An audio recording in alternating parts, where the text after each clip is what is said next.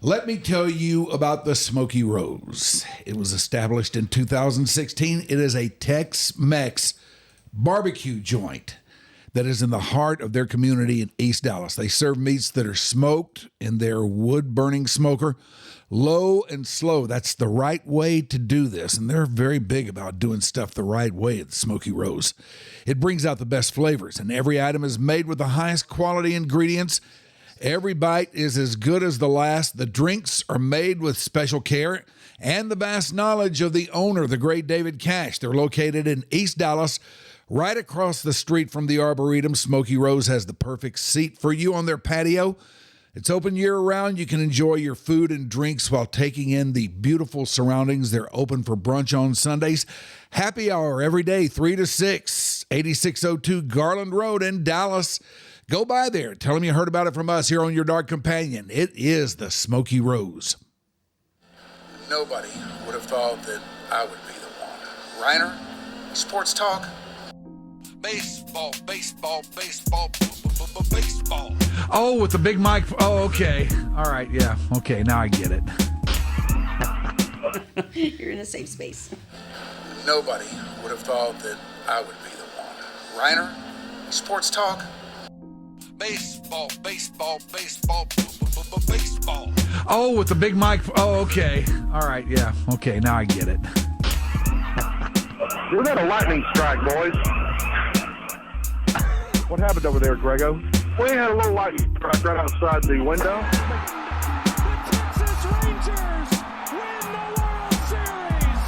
All right. Here's a tip for all these Americano League teams. Wait, you said tip. Yeah, tip. Okay. With a P. Keep jamming. The ticket, colon, nothing but a big Gen X jerk-off say. This is a cool night or what? Although somebody would hear that and go, bullshit. I'm back, bitches. Well, hey, everybody. It is time for another edition of Your Dark Companion. We are glad to have you along no matter where you are, no matter how or where or when or even why you may be consuming this podcast. We are glad you are with us. I would be Mike Rhyner. We got the whole crew here today. Shoopy is here. Ashley is here. Mickey is here. Becca is here. And look who else we've got. One of our favorites, because this is, I think, a rather big time of year for her. She is Sarah Blaskovich. Yes, the great Sarah Blaskovich. She's been on with us several times before. She writes food for the Dallas Morning News, and it is the fair. That is a big time for food, a big time of year for you. How are you, girl? Hey, I'm good. I'm so glad to be back. Glad to have you back. Thank you. Am I right in that this is a pretty big time of year for you, a pretty big event? You could call it my favorite time of year. I have called the State Fair of Texas my Super Bowl. We all know I'm not extremely adept at sports, but I love the food and the drink around sports. And so the State Fair is my sport. It also happens to take place during college football season, which is another personal pastime. And, you know, those who know the State Fair knows there's also some college football to be watched at the Cotton Bowl. There is. During the 24 days of the State Fair of Texas in Fair Park. So, yeah, it's the most wonderful time of the year. Do you think it should be longer than 24 days? I do. That's such a good question. And I don't think a lot of people realize that number. It's 3 weeks and an extra weekend. And, you know, I wonder if you were to poll people on the street, how long is the State Fair, what their answer would be. Because I think some people think it's like a weekend or a week. And I think plenty of other people think it's an entire season.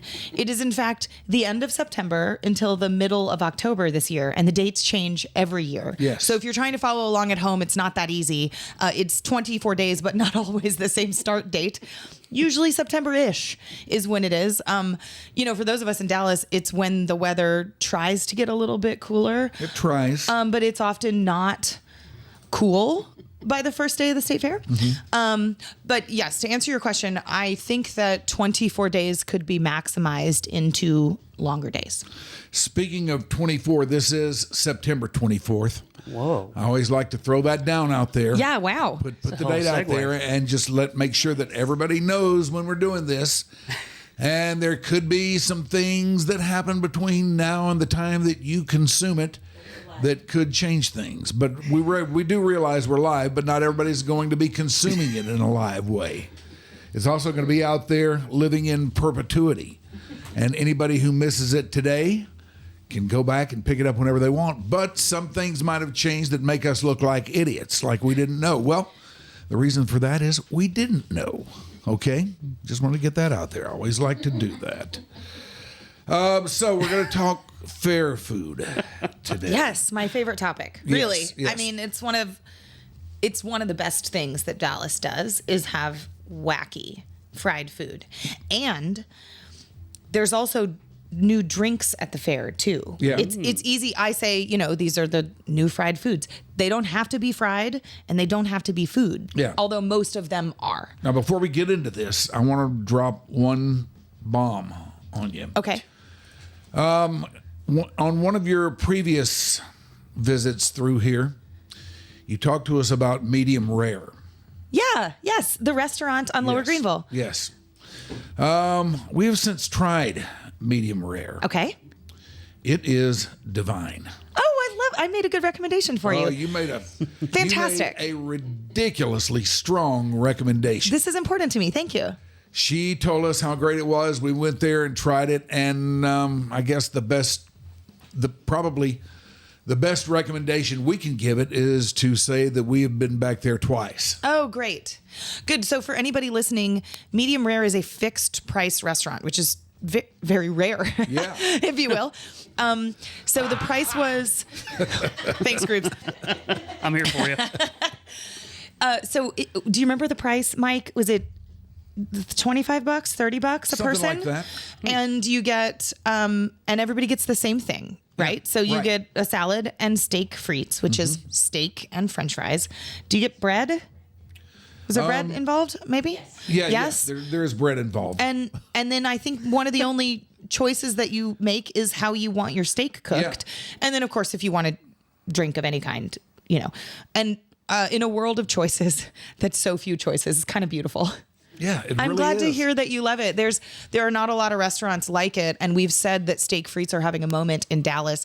And the suggestion is not that steak frites are anything new. A beautifully cooked steak with French fries is a perfect pairing. It's been around forever. But restaurants like this that are specializing in steak frites are popping up, and then we're also seeing restaurants around Dallas that didn't have steak frites on their menu add it because they recognize that people like you and me like that dish. It's comforting, it's homey, it's kind of protein packed, but you still get your French fries. So I'm glad to hear that you liked medium rare. Liked it quite a bit. We'll probably be going there again. Best vinaigrette. Oh, good. On your salad? Best vinaigrette. Yes. Great. I love it. Like I will never try to make a lemon vinaigrette ever again because I'm ashamed. Well, and it's right there. If you're an East Dallas person like you are, Mike and I am, Yes. it's down the street. It's a beautiful thing. It is. Also, Michelin stars are coming to Texas. They are. And what I'd like to know is, since when did tires warrant star ratings? I love this question, Mike. You're No? right. No, you're right. It is So that this is not company. the first time you've heard it? Well, Maybe not phrased that way. I like the question. I think it's a fantastic question. Why is a tire company letting people choose the best restaurants in the world? And there's a really crazy answer for that, which is that, call it 100 years ago, this tire company decided that they wanted to get people to travel more. And at the time in Europe, travel was, in vehicles. And so they were selling tires. How do you get people to use their vehicles more and thus need more tires in the future? Tell them to drive someplace to go to a fantastic restaurant. That's actually how Michelin's restaurant guides got its start. So, and retelling that seems like bananas because I don't think that we would put a lot of stock in a tire company knowing a lot about restaurants. As it turns out, in this last century, Michelin, in my opinion, is the best group of anonymous food critics in the world. So there are a lot of people that have opinions about food, both professional people and, folks on Instagram and on Yelp. And so we have critics among us all over the place. It still remains that Michelin is kind of the gold standard. So if you get a Michelin 1, 2, or 3 star, you are the best in the world. And something that a lot of folks didn't know about Michelin is that Texas was not a territory for Michelin at all. So it's not like the whole world is open for Michelin inspectors to go and eat the food. Right. Texas was not on their map. And I always stop and make the joke, isn't Texas on everyone's map? I mean, as a born and bred Texan, the idea that Michelin, would visit all kinds of cities and countries all around the world, and that Texas and that huge cities like Dallas were not on that map until this year. A map without Texas on it? Can they just not find Texas? What the hell? It's right. It's so, We're kind of big. We're like the big place. biggest state ever. And I don't know if you've ever met a Texan like me, but we're awful proud of where we're from too. Well, we talk about it. Yeah. When in college, I lived in London, and I would tell people there I'm from Texas, and pretty much everybody would go, I know where that is. And then I lived with some roommates who lived in Missouri, and they'd go, I'm from Missouri. And these sweet British people would go, I have no idea where that is. So Texas. So this summer, Michelin announced that Texas is one of its territories. And people like me said, finally, they're going to be looking at us. Shouldn't they have done that a long time ago? But Michelin's expansion plan was always based on travel. Michelin is based in France. And so the whole point is, where should travelers travel to next? And so for a long time, Michelin was only in Europe. And, it expanded from France to other places in Europe. Then, of course, it expanded to Asia. It expanded to huge food cities in the United States, like San Francisco, like New York. And then over the last couple of years, there's been a big expansion to other places like Florida and Colorado, and now finally Texas. So this fall, they will make an announcement and put out a guide for all the restaurants they think are special. And I am waiting with bated breath to hear which restaurants they liked, because this is a big deal for the restaurants that get acknowledged. So all the restaurants are on the edge too, huh? They are. And when we announced that Michelin was coming, sort of tucked inside that announcement was this confirmation that not only are Michelin inspectors here, but they've been here for a while. So some of the, restaurant tours at the finest restaurants in Dallas, and some of the chefs who have dreamed of this day had like an, oh no moment. Cause they're thinking, we announced this in the middle of July, and the Michelin had said they've been here this year, which could mean January, February, March, before we were talking about Michelin critics being here, and they work anonymously. So I talked to a lot of chefs who thought, this is really wonderful that Michelin is going to be looking at my restaurant. I really wish I would have known 6-9 months ago that, someone was going to be sitting in my restaurant and we didn't know it, but seriously critiquing us and taking notes. Maybe should have stepped up their game anyway. That's Chef Steve. Exactly. Absolutely. I mean, the idea is that if you're excellent even if you don't know that someone is watching. Everyone should get the same excellent experience. That's right. And right? You shouldn't know that you're being looked at. I mean, that's an honest and true assessment. So I do believe there is reason to believe that Michelin inspectors might have even been in Texas in 2023.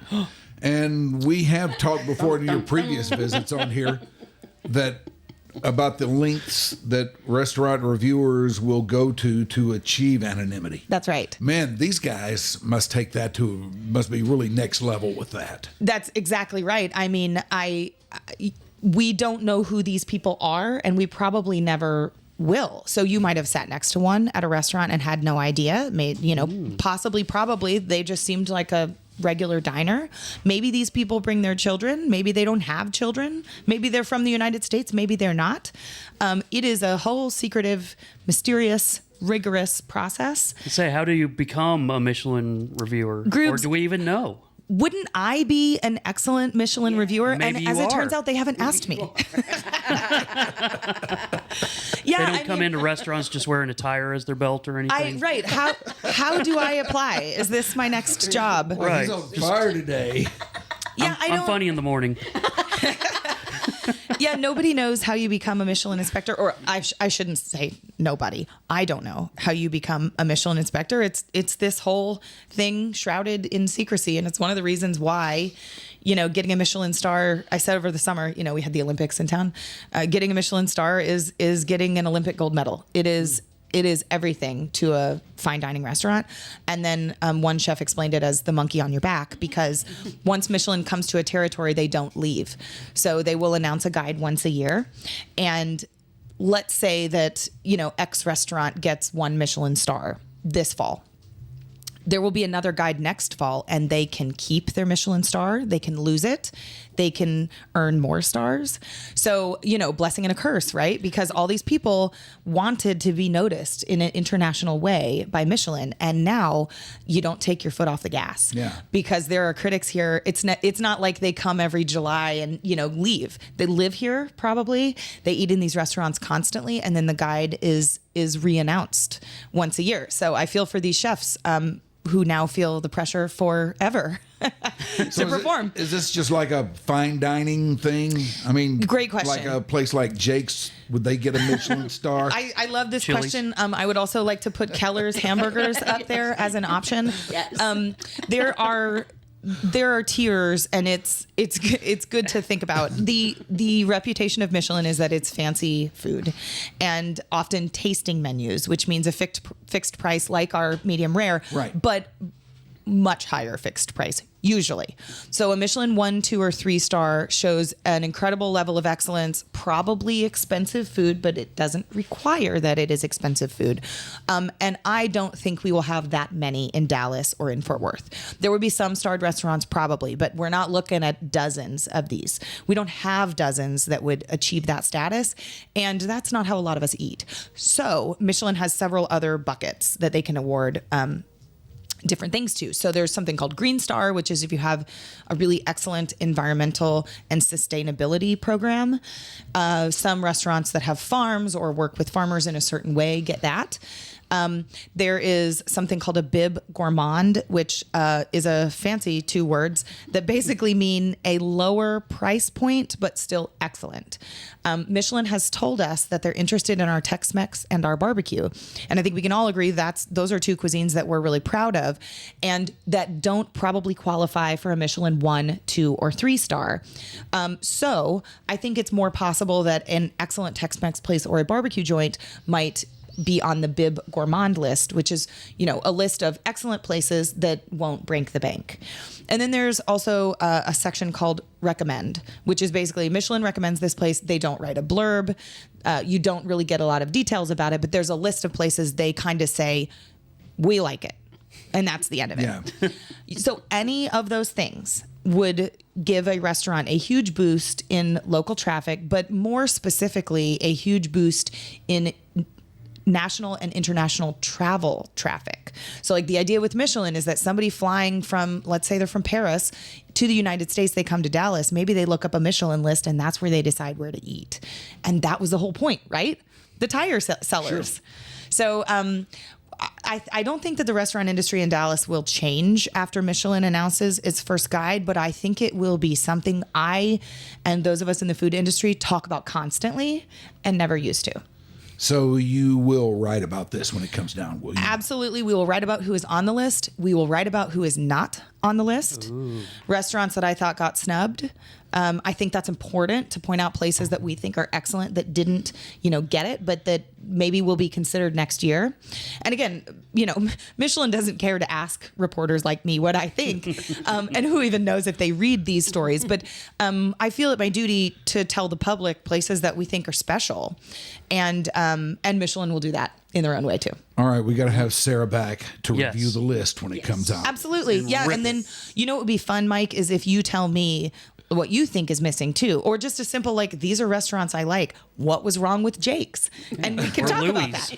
You know, I don't know, Sarah. I'm a simpleton when it comes to food units. This is okay Some though. of the others in here might be better suited to do that than me, But you know, I think that's probably right, Mike. But I think it's, you know, Michelin brings another layer to food, but it's important to me that we don't suggest that like these are the only places to eat, right? Sure. There are so many wonderful places that they won't pay attention to at all, and you and I will. Yes. And that's good. We live here, you know, and we love food and we love to eat in our neighborhood. And so, you know, anybody listening, Michelin is just like anything else. You know, if you go to the Olympics, those are really incredible athletes, but it doesn't mean that the athletes from your high school also weren't great in their time. Mm-hmm. And so, you know, there's different levels of food. We don't all need to spend $300 on dinner on a Tuesday night, nor can a lot of us, myself included. So Michelin is just a fun layer of a very complex culinary story in Dallas-Fort Worth. If there were if there were some restaurants that you think could be Michelin candidates, do you have any in mind? I or do. Anything like that? So there are 3 restaurants in Dallas that I think might get a Michelin star, which is the highest of the high. I think we are probably eligible for 1 Michelin star and not 2 or 3. 2 or 3 are bucket list. You know, like the French Laundry in Napa Valley is, yes, so many people know the French Laundry for this. It is a 3 Michelin starred restaurant. You save up to go there. That is why you're going to that part of California, perhaps. You know, I don't think we have any of those in Dallas. It's not a knock on Dallas food. We just don't have them. So the 3 that I think would be eligible for possibly a Michelin 1 star would be Lucia, which is an Italian restaurant in Oak Cliff. It is a beautiful place run by a husband and wife. The husband is a chef. The wife is a sommelier and runs front of the house. Anybody who's been to Lucia, it is very easy to love and is such a thoughtful, small, focused restaurant. The second restaurant is Teon. It was Dallas's first soba noodle house. It's in One Arts Plaza in the Dallas Arts District.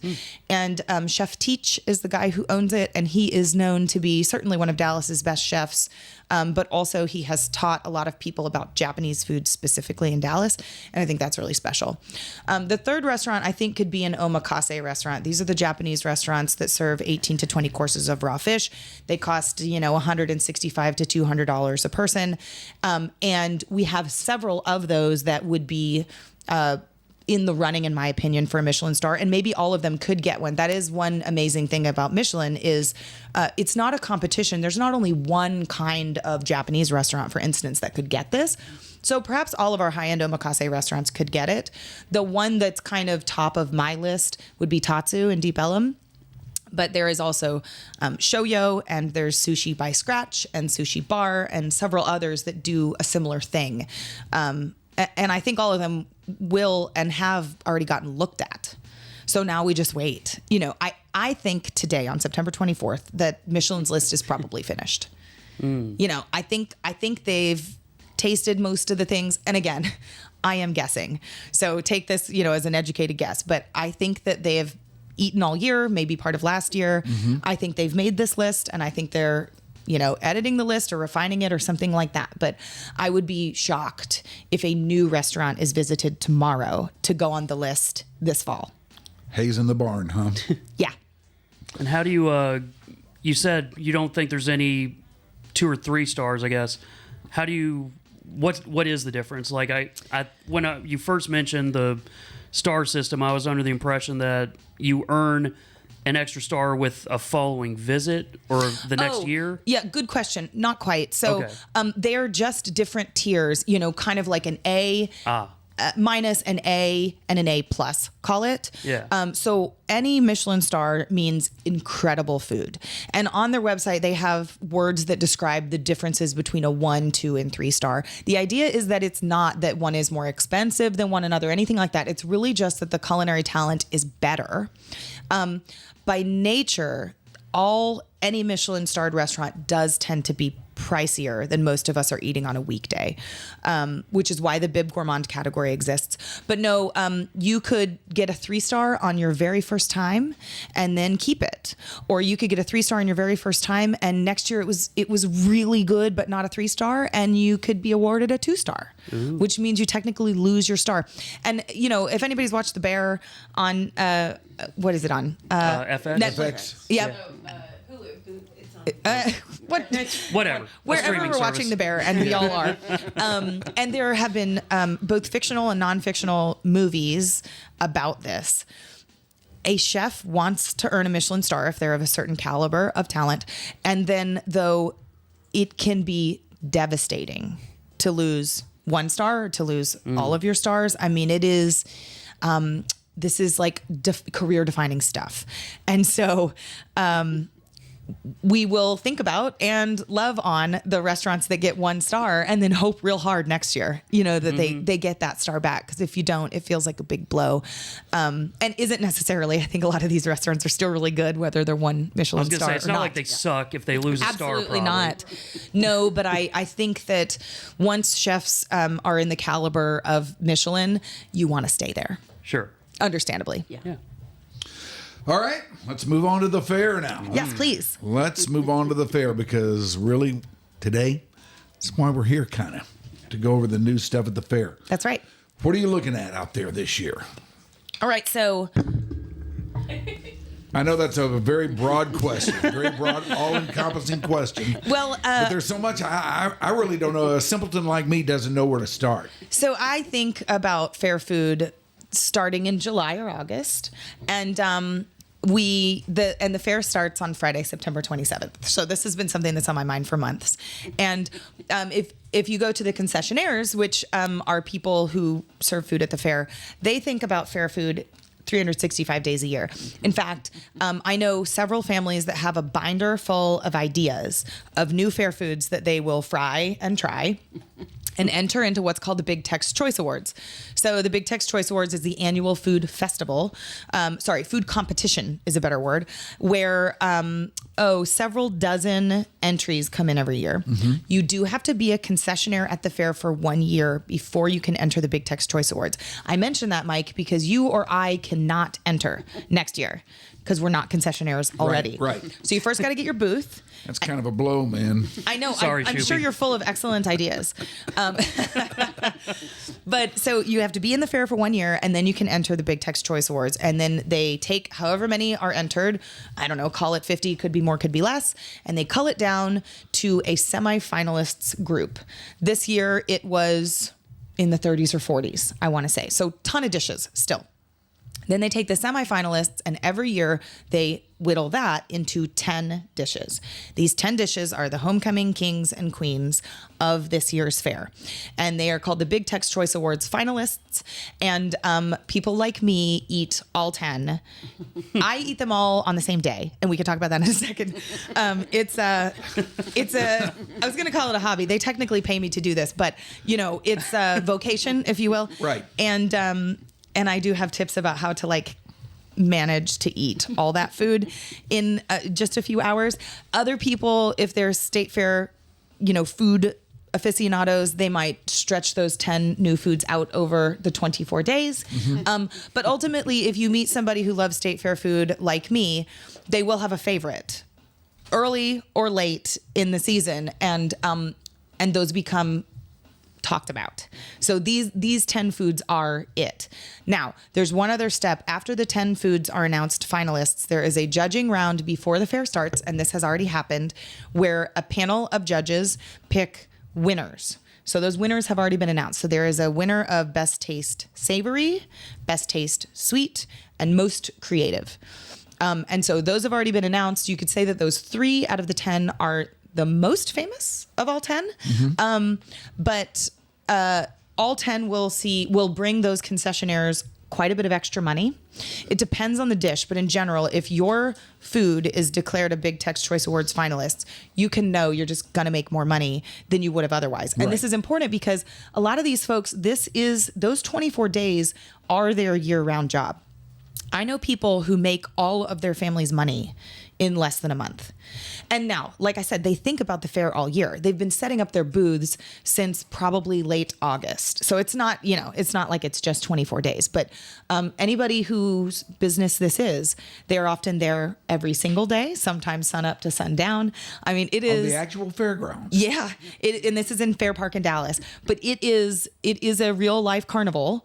It is sweaty. It rains. It's, all of these things, and people are there every single day serving their food. And if you are a Big Tex Choice Awards finalist, you're going to have a good year. So it matters to these people whose whole livelihoods happen in these 24 days. All right, what can we look for out there as far as stuff that's different, new, a little bit on the, shall we say, out there side, maybe? Yes. Okay. So let me tell you about the one I like the best so far. Okay. And I've tried these a couple of times in a run up to the fair, and then I will try them again on opening day. And let me just tell you a little bit about that. We take a panel of tasters from the Dallas Morning News, regular folks, reporters and editors, many who are not on the food team. And everybody Is Evan Grant one? You know what? That's such a good question. Evan Grant is going to be at a baseball game this year, or else he would be with us, and he was invited. Let me go on record and say, I love Evan Grant. He's a good buddy of mine. Everybody does. He's a fantastic sports writer. He loves food. He and I have lunch all the time, and he always lets me pick a new restaurant because that's my whole thing. And we go have lunch together all the time. He lets me eat the food that he's ordered. Like, he's just a good lunch buddy. Yeah. He's a good buddy, period. That's right. He's also a good cook, and so he makes great food at home. I really enjoy him. Anyway, so we will take a bunch of people to the fair, and everybody votes on all 10 dishes. We give a 0 out of 5 rating, and everybody's vote is equal. So it's not like I've eaten these a bunch of times and I talk about food for a living, so I know better than anybody else. I'm one of 8 people or 9 people, and they're just averaged, among all those people. So what I feel that we come out with at the end of the first day of the fair is a really, normal list, a really, a list of foods from people who just eat like normal folks. Yeah. And I think that's really important that, we didn't invite an anonymous Michelin inspector to come with us. Right. It's just like folks who have all kinds of different tastes. So it's very mainstream. That's right. And isn't that what the State Fair of Texas is? This is not for food critics. It is nothing if not that. It's not for chefs. It's for people, who like food on sticks. And fried stuff. That's right. So if anybody wants to go to dallasnews.com/food at the end of the day on Friday, I'm going to make a promise to you guys that by 6 p.m. on Friday, we will have tasted all of the dishes, and I will have written a news story, and we rank them best to worst. So number 1 to number 10, and we will also give you all the prices there. So, and we take price into account. State Fair food is not inexpensive, and I think we should all know that. You got to pay to get in. You probably got to pay for your 8-year-old to play too many games on the midway, and then you got to pay for the food. And we are going to pay for all 10. Rides on the tilt-a-whirl. Hopefully, you do that before you have the Big Tex Choice Awards finalists, right?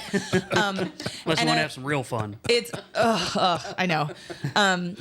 We calculated that if you bought all Big Tex Choice Award finalists food and drink, which we will do on Friday, it'll cost you $154 or 154 coupons, because one coupon is $1.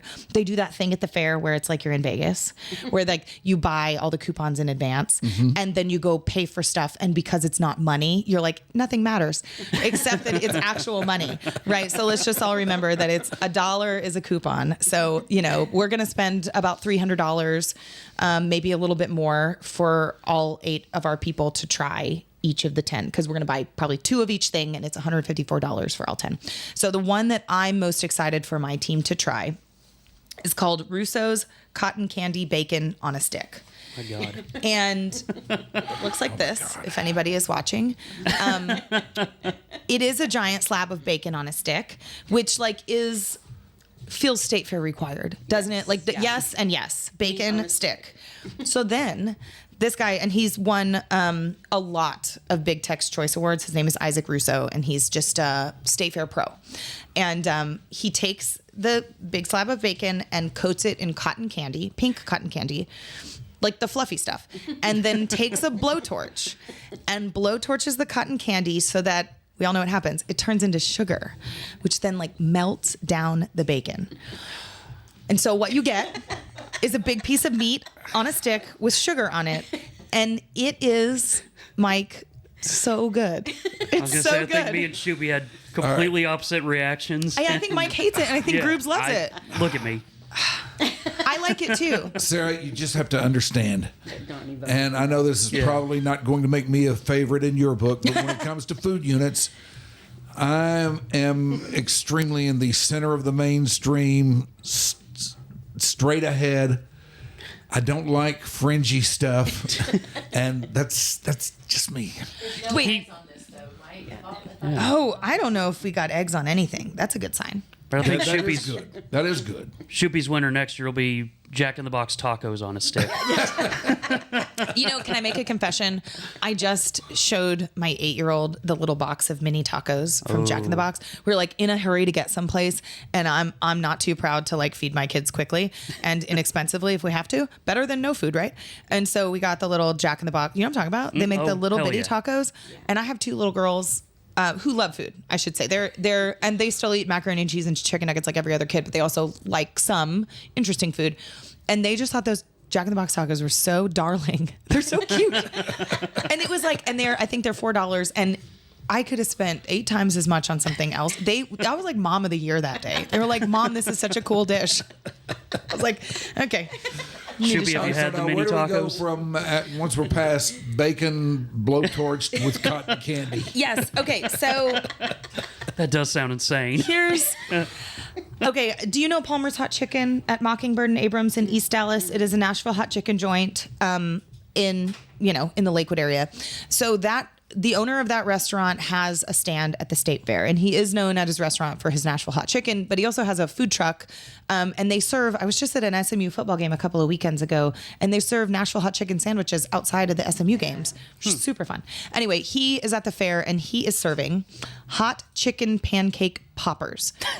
So here we go. Pimento cheese and shredded Nashville hot chicken together in a ball. Dip it in pancake batter and fry it. Of course you fry it. And then I think it's drizzled with like sriracha honey.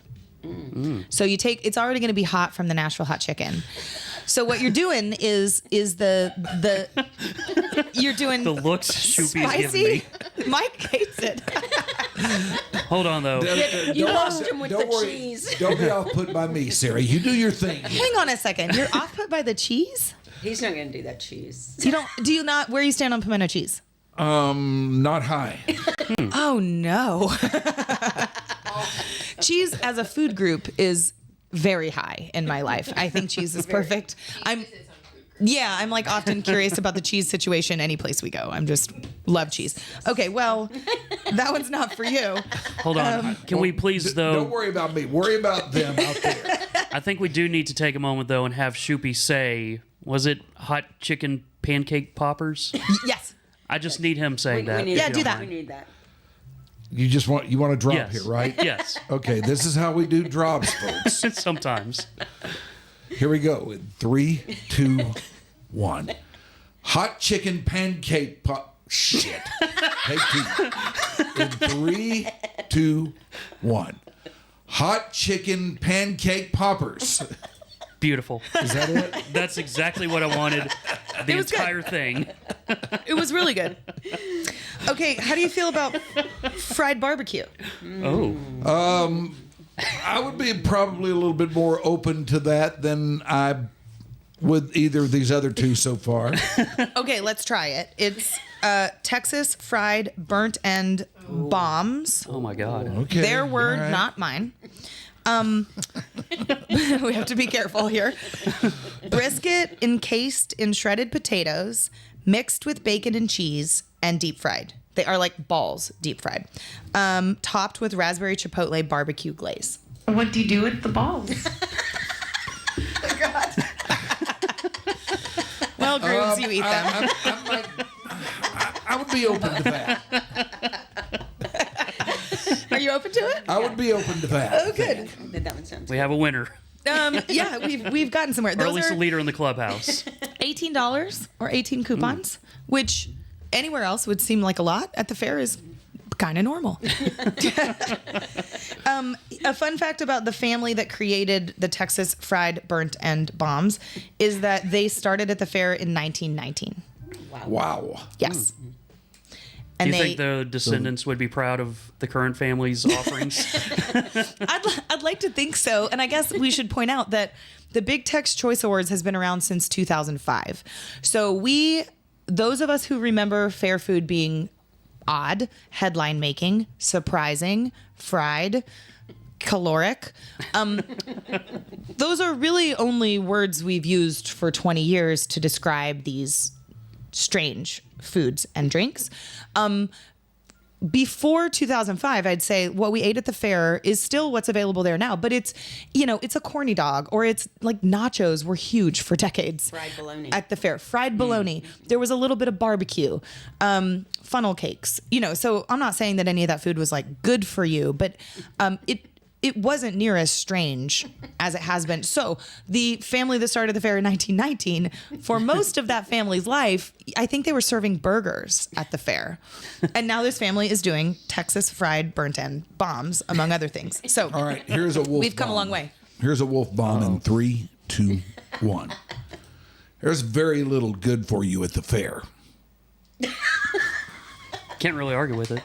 It's true. Yep, it is. Tastes good, but You know what they say during all the press conferences, which of course I attend every second of the food press conferences Of course. about the fair, is they say that calories don't count at the fair, which is factually incorrect, but a neat idea. Calories do count at the There's fair. a lot of walking at the fair. yeah. I know. Now You get your steps in. we have a science fellow at the Dallas Morning News. She's so smart and interesting, and she studies all kinds of different, how science touches all of our lives. And this week she's doing a story on the science of fried food and why we like it. There are reasons inside our brain and our mouth why Right. you want more of it. And so if I may give a shout out to the Eat, Drink, DFW podcast, which comes out on September 26th, the day before the fair, my coworker Miriam is going to go through the science of fried food. And it doesn't, sanitize the idea that you shouldn't eat it. It's nothing like that. She just kind of describes why we like it and why we keep going back for more. There are scientific reasons for it. And she also gave suggestions about how to prime your body for eating all this food, which was personal to me because I am one of the ones who does eat all this food on Friday.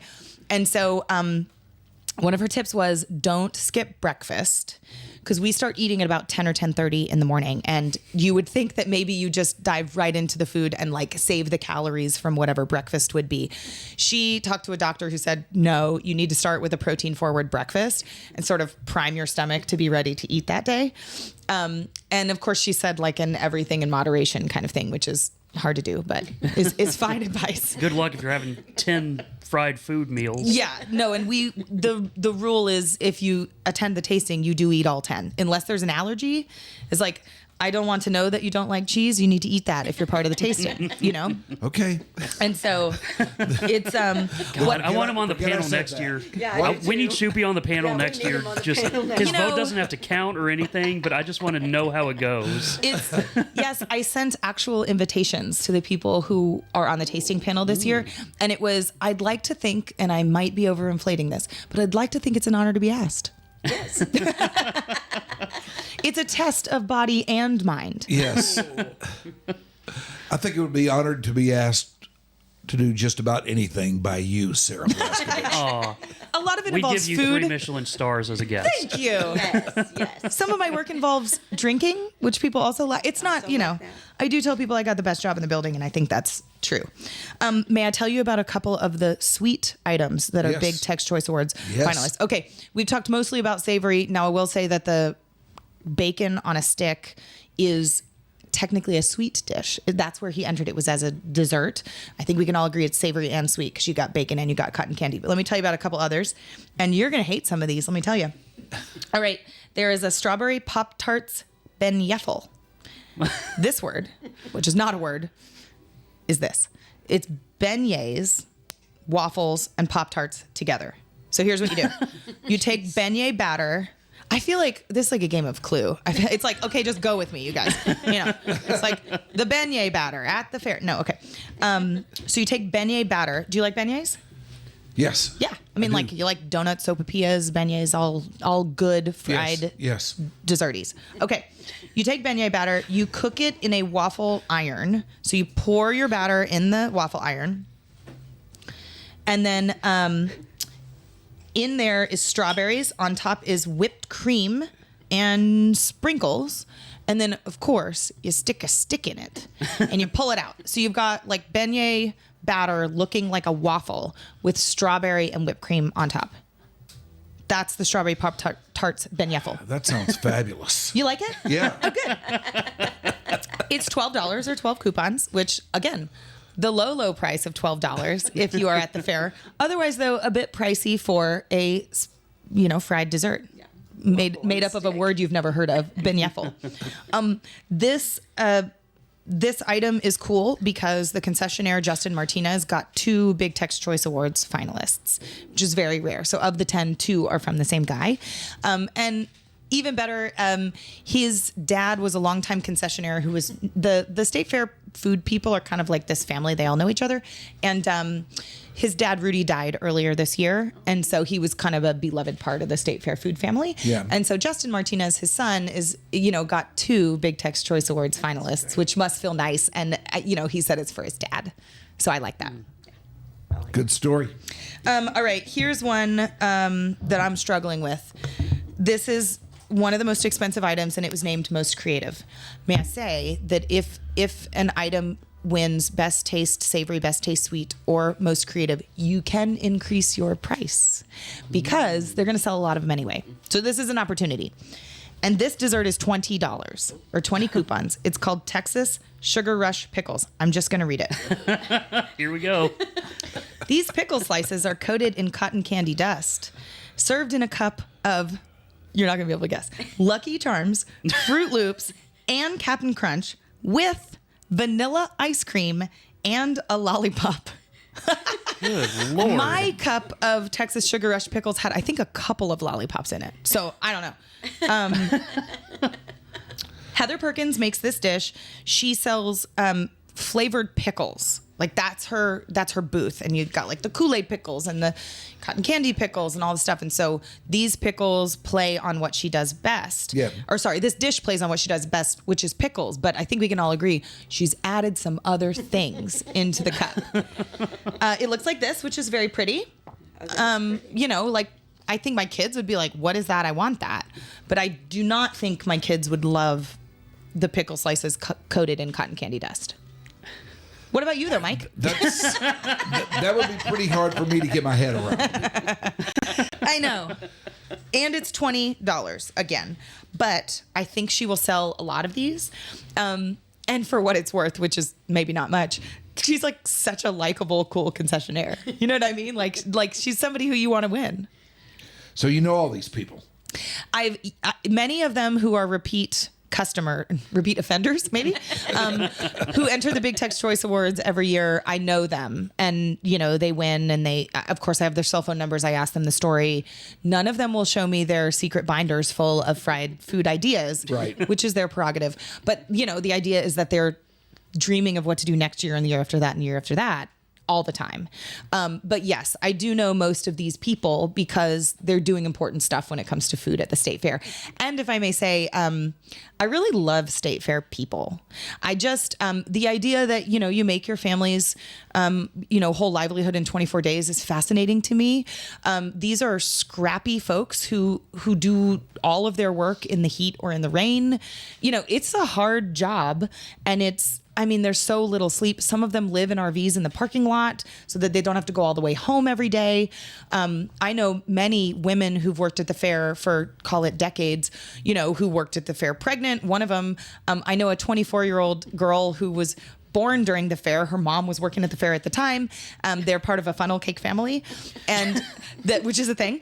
And the 24-year-old, of course, now works at the fair. So she was the one who came up with, if anybody remembers in 2012, fried charcuterie. Oh, yes. It was a delicious dish, and it won some awards. And its creator, Josie Nevins, was 21 years old at the time. And I'm saying I can't remember her age because she has her birthday during the fair. Because we remember 20 some odd years ago, her mom was pregnant at the fair, and then she was born during the fair. And I think her mom came right back to the fair after that. It just is really incredible stuff. So the families who do this work have weird jobs, and they're fascinating. What do these people do when the fair is over? Oh, I think when the fair is over, it's not just over. They then have to take everything into storage. And, I think the undoing is unremarkable and important. Then after that, I know many of them have a really lovely fall where they take a break.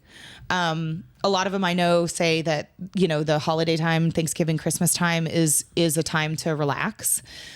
Because even though once you turn into the next year, the fair is still many months away, they're thinking about it. Yeah. So you get into the spring and their brains are in fair season again. It's really an interesting thing. So this is a virtually year-round occupation or situation that these people are in. That's right. Where they're either out there doing it or they're chilling out from it a little bit, and the rest of the year they're conceptualizing. That's right. Well, and if you look at some of the families who have been there a really long time, like Fletcher's Corny Dogs, they've been there since 1942. They sell 500,000 Corny Dogs a year on average. That's a heck of a lot of fried hot dogs, And so I think that is how they make their family living. Now, Fletcher's also now has a food truck at Clyde Warren Park, and they're kind of around a little bit. I think you can probably hire them for your party at your house or your block party, that kind of thing. But the Fletcher's family's business is the State Fair of Texas, and has been since 1942. Yeah. And they've managed to, make a corny dog super duper famous. Now this year, it's not one of the Big Tex Choice Awards finalists, but I do want to tell you, Mike, because I think you might hate it, but you might love it, is that Fletcher's partnered with Martin House Brewing. And let's pause on Martin House. They make pickle beer. That's what they're famous for. But every week, Martin House makes a new beer, and sometimes they do it twice a week. And their beers have included a limoncello beer, a pizza beer, an au jus beer, as in like the beef stock that you dip a French dip into, that au jus, that in a beer. Okay, so now we understand Martin House. So their bestseller. I don't know that we understand. Okay, that. great. We know them. We're all there. Okay, and their pickle beer, for those who love pickles, is delicious and is very beloved. And so they take that pickle beer base and they partnered with Fletcher's this year to make mustard beer. And the color of this beer, you guys, is yellow. It is just the color you think it might be, because they take pickle beer and they brew a gallon of mustard into the beer. And it's already like the pickle beer, which is, puckery, tart, and you add yellow mustard, which is also those things. And I have not tried it yet, but it will be sold at Fletcher's booths at the State Fair of Texas for 24 days. And then it will also be sold at Martin House. And when it's out, it's out. This is kind of just like a State Fair season thing. Right. But if you love mustard, I think you might love this beer. And if you don't, I don't think you will. Well, I do love mustard. Do you? Yes, I do. Okay. Well, I want you to try it now. Do you drink beer? Yeah. Okay. I'm more of a brown guy, but okay. Yeah, I think that, can't you picture being at the fair, and if you're like right by Big Tex, Fletcher's has 7 stands, but one of them is right by Big Tex. And so like you're there, and every 30 minutes he says, "Howdy folks." And you're standing in line in the heat for your corny dog, and you buy your corny dog, and then you squiggle it with yellow mustard, and then you get your mustard beer. I think those two things could really work together if you're a mustard fan. Mustard off and just drink your mustard beer. Yeah. Yeah, sure. Now, here's a good question. The Fletcher's family did not allow ketchup at their booths at all because they don't believe ketchup goes on a corny dog. Now, they're right about that. Yeah, okay. So it was, maybe the 90s or later when ketchup, and remember, they started in 1942. And so it was not that long ago that in the grand scheme of this family business that they even allowed mustard. But they have said in no uncertain terms that the right way to eat a corny dog is with yellow mustard. But they know that people have preferences. What do you think about that? Well, I think they're right about that. The right way to do it is with yellow mustard, but it takes all kinds in this world. It's a big world out there, Sarah. I know. If you're going to sell 500,000 corny dogs, maybe you offer ketchup to the people who want ketchup. Sure, I think why that's not? blasphemy, and you make them go hunt it down somewhere else. Which probably happened. Now, maybe you do need to make them work for it a little bit. Yeah, maybe they got to go find it someplace else. See, I'm afraid that now there's going to be people who want mayo or ranch. Oh, you can't put ranch on a corny dog. We have to draw the line somewhere. I agree. But That's just God anarchy. only knows the ranch people out there. I mean, Sure. Yeah, right. I still love Connie Rosa's bit from back in the day when they had the big bottle of ranch that I love what that was it, too. like $100,000 Yep. if you wanted it, or It was something, Yeah. some huge number. I remember asking Jay Jerrier, who owns Cane Rosso and has expanded it all across DFW and beyond, actually. When they opened Zoli's, he said, we're going to have ranch dressing. And so, like, anybody who hates Cane Rosso can just go to Zoli's. And he's kind of like that, you know, like he has a really good sense of humor. And one time I asked him, like, is there any chance that, like, there just is ranch dressing at Cane Rosso and, like, you just don't, like, offer it out loud? And he was like, no, that would be the longest con ever. to like say that you have to pay That'd be for a it good con, and then though. really Yeah. have it. And I just got a good chuckle out of that because he stuck to his guns when it came to the I no respect ranch it. dressing, and I respect it. Yeah. but yeah, maybe you have to like shotgun a mustard beer if you want ketchup on your corn dog. Yes, that's right. I want to tell you, Mike, about one more of these Big Tex Choice Awards because I'm curious what you think about it. It is the only drink among the finalists. And let me say in advance that I'm generally not a fan of a drink in this competition. They tend to be way too sweet or sugary. And if we're all standing outside in the heat, that's not what we need. And so I've had trouble getting with drinks in general. There was like a bacon margarita over the years. There was a blue looking fishbowl thing. I think it had alcohol in it. It also had like nerds in the bottom of it. And too much for me. Anyway, this one though, Shoopy. I'm going to give a lot more credit for it. It's called the Tropical Two-Step Punch, and it is available with or without alcohol. $14 without, $24 with, and it's a punch made with juices of pineapple, watermelon, mango, cantaloupe, strawberries, and more. And then there's tahini on the rim. So this family who makes it has been at the State Fair for 24 years, and this is their first year as finalists. And I really like this drink. So I want anybody listening who, likes an interesting drink at the fair. This is one that I don't think will give you a terrible headache. Yeah. And that's, in my opinion, rare. Now, where's the alcohol in that? So you can choose your alcohol, and I think there's like a lot of choices. I think you can rum, vodka, fireball. Okay. Oh God. Yeah. Not all of this. I think you pick one. But it bears asking which one of those is right. I feel like the rum. Rum, yeah, if you're going to make it kind of it is tropical. Maybe tequila. Yeah, tequila. I don't know if they would serve you tequila. One thing about the State Fair of Texas is that all of its cocktails are wine-based. So there is all these spirits, like I mentioned, but I believe it's wine-based rum and wine-based vodka and wine-based fireball. So if you can tell the difference in that taste, and many people can, it's gonna taste a little different. Yeah, I think you have to stick with the rum then if you're going to. Yeah. So, Mike, have I made you hungry? Not No. yet. Not yet. Not yet. Not even talking about corn dogs. I don't have a lot more. Well, yeah, corn dogs make me hungry. Okay. Yeah. All right. Well, and the Jack in the Box mini tacos. Right. Yeah, for next Regular year. The tacos, $4 not mini tacos? Regular. Have you had the mini tacos? No, I haven't. You They're not want them. bad. They're That- good. Yeah. They're I think tacos. you'd like They're them, just Shoopy. small. They're approved by my third grader. Okay. And me. All right. Get a whole box. I have a third grade palate, so yeah. No shame in that. As it was pointed out many times to me over the years. That's okay. We all eat how we eat. Let's see. Have we gone over all the new foods? So outside of these 10 foods, I think we hit on 6 or 7 of the 10 Big Tex Choice Awards finalists. There are 26 other foods that are new to the fair and didn't make it in this finalist grouping. But it'll be one of those things to where there's so many new foods and the state fair is so big that it's kind of hard to wrap your mind around all this. Yeah. And so some of these new foods, I think the use case at the fair is that you're going to walk around in whatever area you're in and you're just going to look at what's up on, the signs. And there might be something you've never heard of. And likely it might be one of these new 26 items that seems worth trying. And there are a couple that I think seem kind of awesome.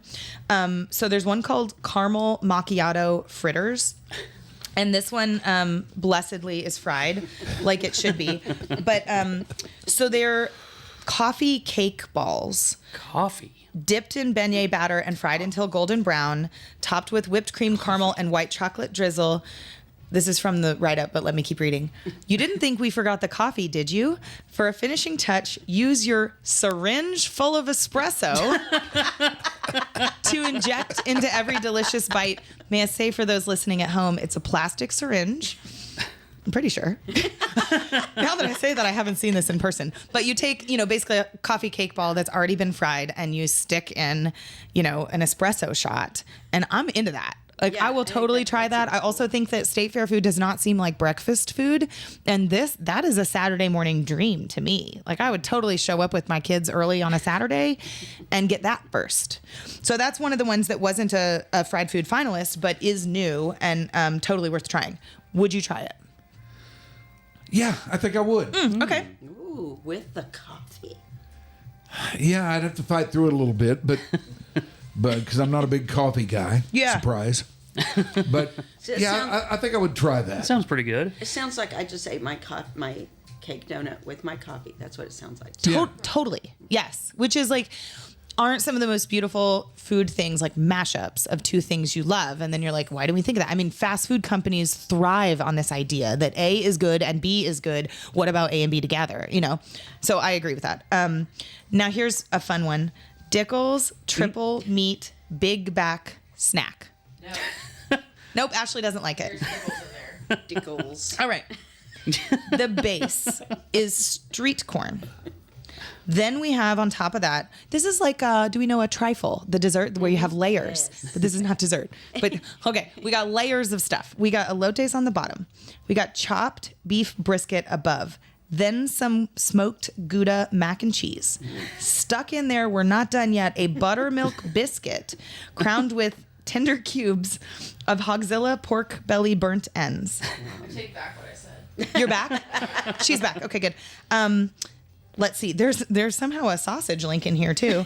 Hold on, keep reading. And a deep fried crinkle cut maple waffle flavored potato slice on top. That was so many adjectives. Lord. This person gets extra credit. This food writer. It was not me. This is from the State Fair's blurb.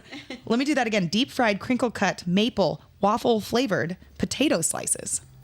It's a lot of things. That's just one thing, but it's lots of identifiers. They're just showing off now. I know. It Just looks make like sure that. is That's not what you thought it was going to look like, probably. It's a cup of stuff. okay. So Dickles or Dickle is the name of the person. It wasn't actually a pickle. Dickle We're trying is to the figure name out, of like- the It was family, Dickle. I believe, Yeah. and the stand is called Dickle's Smokehouse. There's one Okay. at Big Tex Circle and at First Avenue. Okay. Speaking of Big Tex Circle, I do have a tip that is not food, it's drink. The best identifier is behind Big Tex's butt. And if you've been to the fair and you stand under his butt, you know exactly where we are. I was so surprised by that group. Yeah. Okay. We're at Big Tex's got it. butt and we're going to walk into the midway, right? That's where the midway starts. And that first booth has some turf on a deck. And they have the biggest and least expensive pours of wine that I could find. So if you, like me, are a State Fair goer who prefers to drink wine over these wine-based cocktails or mustard beer, obviously, I really like that little stand right there. Just a little drinking tip. Okay. There's fried matcha at the State Fair. So matcha is a tea. And so a Japanese sandwich company is taking that and making a dessert out of it. And it is this mint green color. Very beautiful. Mike, where are you at on that? I would have to adjust. It's tea, Shoopy. What? It's tea. Yeah, I know, but it's green tea. Fried Oh, tea. you don't like green tea? Yeah. Well, it's not actual green tea, though. Matcha is not the same as just green tea. What the Well, hell I is don't know if I matcha could then? get behind the fried aspect of it, but I'd be willing to give that a go. Okay, good. It's beautiful. I feel like we will see this on Instagram. Keep your eyes out for a beautiful looking piece of green cake with some stuff on it. That's the fried matcha from the State Fair. Okay. And the company Sandowichi, it's called. They have a restaurant in downtown Dallas. They started as a pop-up during the pandemic and then got a booth at the State Fair. So they just have an interesting story and they serve interesting food. And I like this addition to the State Fair. They've been at the fair for, I think, 1 year, maybe 2. And it's, for anybody who thought that the State Fair is only corny dogs and funnel cakes, there's so much more diversity of cuisine there. And I think that's good for everybody. Let me do one more, Mike. I'm just going to read this because it's confusing. Lay's potato chip drink. Ooh. I know. Okay. Talk to me. A daring blend where sweet meets a thrilling heat. This hand-shaken concoction combines the sweet lushness of mango, which is not where you thought we were going. Mango and a signature blend of citrus juices with a fiery kick of hot honey, jalapeno-infused syrup, and artfully placed strawberry drizzle. But wait, where are the potato chips? Each sip is smoothed over with a layer of cool sweet foam, then topped with Lay's sweet and spicy honey potato chips for a playful crunch and spicy adventure. Sip if you dare. Again, these are from the marketing materials from the State Fair of Texas, and I do love to read them because I haven't drank this myself, and so I can't tell you exactly what it is, but I can tell you what they say it is. You better believe I'm going to try this at some point. Would you drink a mango, which is it? jalapeno, strawberry, sweet foam beverage topped with potato chips? I would give that a go. Reluctantly, but I would give it a go. Okay, good. I'd be freaked out the whole time, but I think there's a decent chance that I would come out the other side kind of digging it a little bit. I mean, you got to wonder, like, do you take the chips and dip? Like, is the sweet foam, like, sort of thick enough that you, like, get a little bit of that in there? And is that good? Or is that not good? I don't know. I think we've really gone off the rails with potato chips is my hot take. In the last, call it 8 to 10 years, we name a thing and it's become a potato chip. And I think most of those are not good, but we've tried most of them at the Dallas Morning News just to be sure. Have you had the Rudy Tooty fresh and fruity Lays? Gosh, no. What Apparently a shame. those are at Walmart. I'd love to have those. No. What is that? Master Peas chips, I think? Oh, shoot. I definitely need to try those. Like each one's named after a rapper. I don't have a mic on me, but each one's named after a rapper. Oh. They have different blends. Yes. Wait, this is ringing a bell. I have not tried them, but I think I've heard of them. They're so good. Like, and almost all of them are good. The honey jalapeno wasn't, but the rest of them were. I mean, a salty, crunchy snack is inherently good. I think we can all agree. And then so I think it doesn't seem so risky to add some flavors, although some of the Lay's and Ruffles and Pringles flavors that we've seen in the grocery store, all of which I've probably bought and like made my team try, kind of hit or miss. But we tried some garlic bread chips the other day. So they just had like a ton of garlic flavoring and they were delicious. So you can do a lot with potato chips and get away with it, I feel. But should you put it in a drink that's mango and jalapeno and strawberry based, jury's still out. I don't know. I know. I will try it and get back to everybody. How's that? Okay. Who's on your team? It is all Dallas Morning News editors or reporters, some who have been before and understand the blood, sweat, and tears that goes into trying all of these foods. And we have a couple of newcomers too. And I like love that mix of like, I've tried all these weird things. I'm tired of it. Or, you know, like bright-eyed, bushy-tailed, this is going to be so fun. We need everybody for that. And so you just go around and recruit? There's no recruiting required. I think there's a wait list. Oh, yeah. really? Remember, I sent invitations to be part of this tasting. So, yes, we could easily have a much larger tasting group, but we do a podcast during the tasting and it can get a little unwieldy if there's a dozen or more people involved. And then also, there's math involved. Everybody gives a score for all 10. And so it is just better to keep it to 8 or 9 versus 12 plus. So that we don't have too many people tasting. I want a whole reel series. Yes. Single one has its own reel. Yes. So we will have our social media team, our audio team, and our photographers will be there, you know, to sort of document the Dallas Morning News tasters there. Right. And again, anybody listening, we will try all 10 Big Tex Choice Awards finalists and rank them number 1 to number 10. That will be at dallasnews.com/food or dallasnews.com/state fair, which is where all of our state fair stuff goes. It will be there by Friday evening. So before even the first full day of the fair, you can hopefully take our tips, because I don't think a lot of folks are going to be spending $154 on 10 items. It would be my suggestion to pick, if it were me, 3 or 4 or 5, because I like these things. But, some folks will just get 1 or 2. Right. And so we hope that we can save you money and time by telling you what our panel of very normal eaters really think are the best bang for your buck. Now, are there any shows of note at So the fair this year? there are. The State Fair has always had concerts in the evenings, and I think in the afternoons and evenings on weekends. And sometimes there are some pretty good shows at the State Fair. And one thing to know is that once you get yourself into the State Fair, the shows at the Chevy main stage, which is that big stage, are free. So you just get yourself into the fair and you're there. But there are a couple of big shows, I think. So I'm a fan of St. Paul and the Broken Bones. They're a soul band from Alabama, and they'll be playing at the State Fair. There's Bowling for Soup, the alt-rock band that I grew up with from here. And so they're playing there, as will Grace Potter, who's a singer-songwriter. Joshua Ray Walker is a country folk rock artist from here. I know him. I really like him. Now, it says he's going to be performing. He recently got a cancer diagnosis and I believe has had surgery. And so as far as I know, he's still on the schedule. But if you're a huge fan, you just might want to check in just in case. We're hoping Joshua Ray Walker is fine and also that he can perform. He's great. Really soulful, good country artist. And then finally, for the moms and the pop fans like me, there's a Taylor Swift dance party. And it is, may I mention, not Taylor Swift herself coming to the State Fair of Texas, but it is I don't know if it's a cover band or if they're just going to be playing her songs, but I have little girls ages 4 and 8, and I will be writing down the date here so that maybe we can go to a Taylor Swift dance party. That just sounds like a blast for anybody who loves Taylor Swift. I mean, it's not just moms and little kids, it's anybody. Yeah.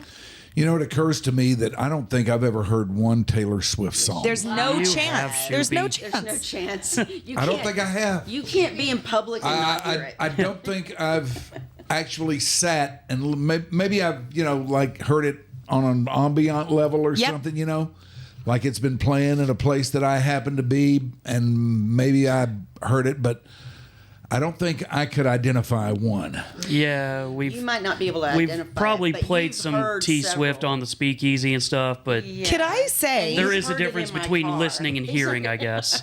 I think that this is a job for a producer of this podcast and not me, but I think that people would love to hear and watch Mike listen to part of a Taylor Swift song and see if you like it. Maybe someday that's something that should be done. It is. As soon as we can buy the rights. There are several of those things, yes. Oh, yeah. I didn't think. Clearly, I don't know that much about how to produce a podcast. I don't either. She is. She's special. I had the privilege of going to her concert when she was in town. She played where the Cowboys play, and my husband, who's markedly not a Taylor Swift fan, was also there, and he said it was the best concert he's ever been to. It was just the production and everything about it. And the funny thing was, he said something similar to what you said, which is, he was like, I guess I knew a few Taylor Swift songs, but he's like, I probably knew half of those songs because they're just in our lives. Yeah, that may be the way it is, but as far as asking me to identify one or name one, I don't know if I can. That's all right. I think we can fix this. I really think he knows a few. Probably so. Probably so. And I didn't mean to say that in any kind of bragging way. Like, I don't think I do know a Taylor Swift song. That's totally a brag. You could also go to the Taylor Swift dance party at the State Fair of Texas. Get right out there and dance with the others. You guys on silent disco. Oh, that'd be fun. You know the thing about the silent disco? That's what we could say it is if we want to put it on our show. That's good. Just cut out on the music a big, he was at a silent disco for Taylor Swift dance party. Yes. Just put on headphones. And yeah. Everyone's looking at him like, what the hell? Well, Sarah Blaskovich. Yay. You are a slice. Thanks. I'm a slice of fried matcha cheesecake or whatever it might be. Thank you. You're a slice of fun. Thank you. And I really appreciate it every time you come on here. Thank you. And it's good to see you. Good to have you. Enjoy the fair. I sure will. I hope I get invited back. We can talk about whatever next food thing there is. And for anybody who wants to follow me on X, which is what we call it now, that doesn't roll off the tongue. X-Twitter. X-Twitter. At S. Blaskovich. And I read everything there. So if you have questions about where to eat or what to do, I will answer you. Is he moving here? I did see something, I think, today that, like, Oh yeah, the headquarters he's moving is. X here. That's Central Texas. Yeah. He's Right actually outside of gonna be in Boston? Bastrop. Okay, Bastrop. Moving to Bastrop. Yeah. All right, one more time, let us tell you about Smoky Rose. It was established in 2016. It is a Tex-Mex barbecue joint that is in the heart of their community. It's over there in East Dallas, in a really, really cool area of East Dallas. They serve meats that are smoked in their wood-burning smoker, low and slow. That's the way it's supposed to be done. That's the way they do it. It's the right way. It brings out the best flavors, and every item is made with the highest quality ingredients. Every bite is as good as the last. The drinks are made with special care and the know-how of their owner, the great David Cash. They are located in East Dallas, right across the street from the Arboretum. They have the perfect seat for you on their patio, open year-round. You can enjoy your food and drinks while taking in the beautiful surroundings. They are open for brunch on Sundays. If you're a brunch guy, you need to know that for sure. Happy hour from 3 until 6, 8602 Garland Road in Dallas. It is the Smoky Rose. We go there a lot. We dig it. We bet you will too. That is this edition of Your Dark Companion, thanks to the great Sarah Blaskovich. And until next time, you know.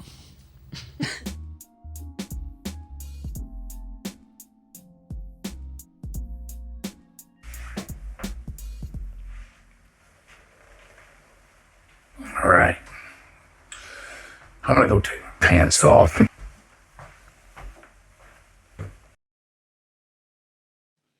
Your Dark Companion is a Stolen Water Media presentation.